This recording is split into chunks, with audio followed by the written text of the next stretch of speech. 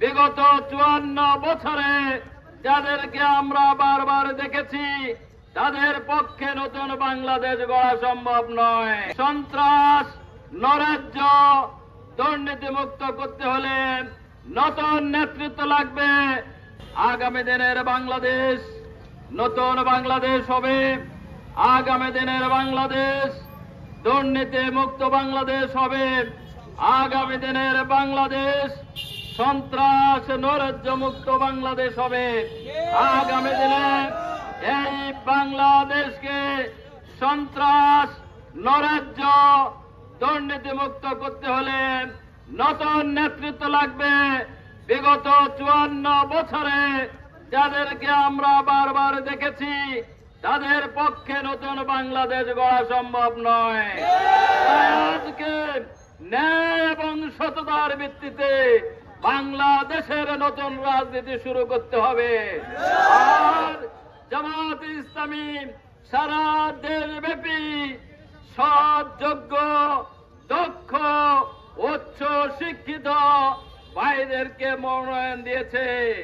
তারই আলোকে এই সেনবাগ সোনাইমুড়ি আসনে আপনাদের এই ভাইয়ের উপরে দায়িত্ব দেওয়া হয়েছে।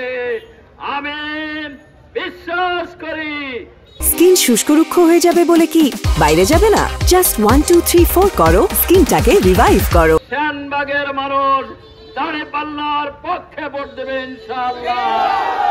নতুন সেনবাগ করতে হলে দাঁড়িপাল্লার কোনো বিকল্প নাই।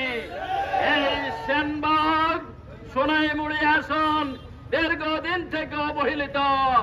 এখানে স্বাস্থ্য খাতের সমস্যা রয়েছে। হাসপাতালগুলো আজকে মানব সেবা দিতে পারছে না। আমাদের ওই পশুজি ভাইরা মাইজদি চলে যায়, ঢাকা চলে যেতে হয়, অথচ এখানে বিরাট একটি হসপিটাল রয়েছে। আল্লাহ যদি আমাদেরকে বিজয় করে এই হসপিটালকে একটি আধুনিক হসপিটাল করে এবং প্রতিটি ইউনিয়নে ক্লিনিকগুলোকে উন্নত মান সৃষ্টি করে স্বাস্থ্য সেবাকে নিশ্চিত করা হবে ইনশাআল্লাহ। এই সেনবাগের রাস্তাঘাটগুলো অনেক অবহেলিত। এই এলাকার জনগণ অনেক কষ্ট পায়। আমরা ইনশাআল্লাহ এই ব্যাপারে দ্রুত পদক্ষেপ নেব ইনশাআল্লাহ। আজকে মাদকের সবলে আমাদের যুব সমাজ আজকে তারা হতাশাগ্রস্ত হয়ে পড়েছে। আজকে বেকার এই জনশক্তিকে হাতে কাজ তুলে দেওয়ার জন্য আমরা তাদেরকে দক্ষ করে গড়ে তুলব ইনশাআল্লাহ। এই সেনবাগে একটা উন্নত মানের পলিটেকনিক ইনস্টিটিউট গড়ে তোলা হবে। এই সেনবাগে যুব সমাজকে মাদক থেকে ফিরে এনে তাদের বিনোদনের জন্য খেলাধুলা থেকে শুরু করে বিভিন্ন কর্মসূচি গ্রহণ করা হবে।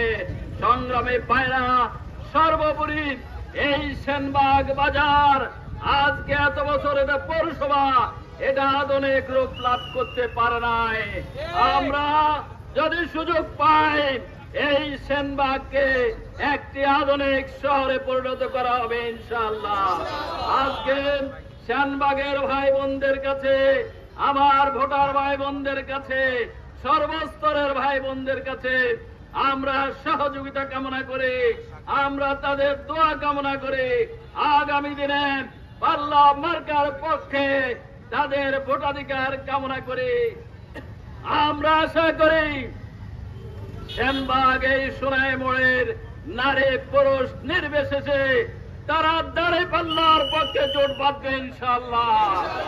আগামী দিনে এই দাঁড়িপাল্লার বিজয়কে কেউ ঠেকাতে পারবে না ইনশাআল্লাহ।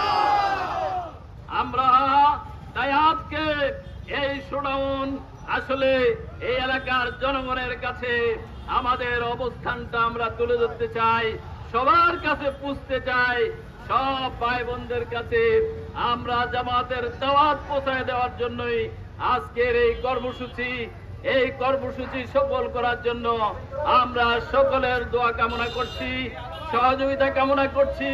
আল্লাহর কাছে আবার প্রার্থনা করছি যে এই কর্মসূচি যাতে সফলভাবে সম্পন্ন হয়। সংগ্রামী বন্ধুগণ, আপনাদেরকে ধন্যবাদ। আমাদের সাংবাদিক ভাইরা কষ্ট করে এসেছেন, তাদেরকেও ধন্যবাদ।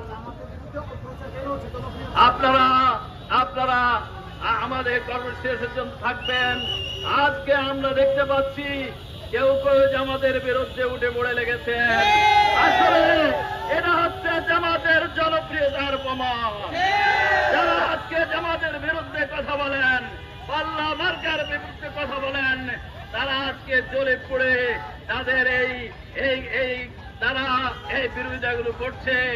আমরা মনে করি এই অপপ্রচার জনগণকে আরো উৎসাহিত করবে, জনগণ আরো ঐক্যবদ্ধ হবে। সবাইকে ধন্যবাদ।